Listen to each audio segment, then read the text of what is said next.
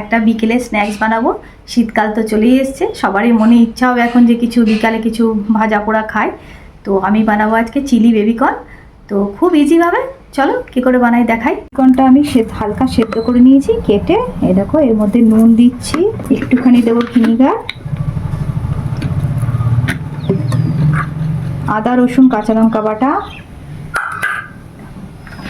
আর দেবো soya sauce,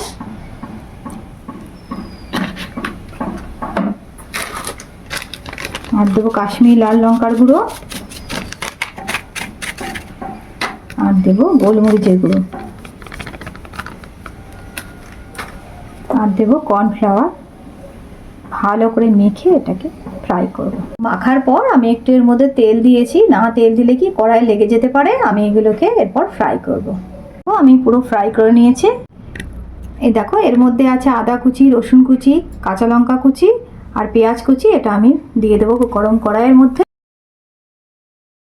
capsicum পেঁয়াজটা ভাজা হচ্ছে, ততক্ষণ আমি সসটাকে রেডি করে নিয়েছি। এর মধ্যে আমি দিয়েছি soya sauce, chilli sauce, tomato sauce আর ইমলি সস দিয়েছি।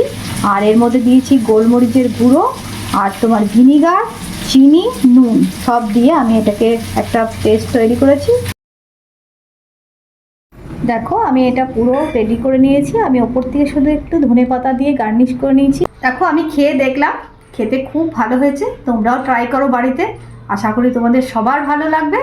আমার ভিডিও যদি ভালো লাগে আমাকে লাইক, কমেন্ট, সাবস্ক্রাইব করবে। আর সবাই ভালো থাকবে। দেখা হচ্ছে আবারই এরকম কোনো ভিডিওর সঙ্গে। বাই।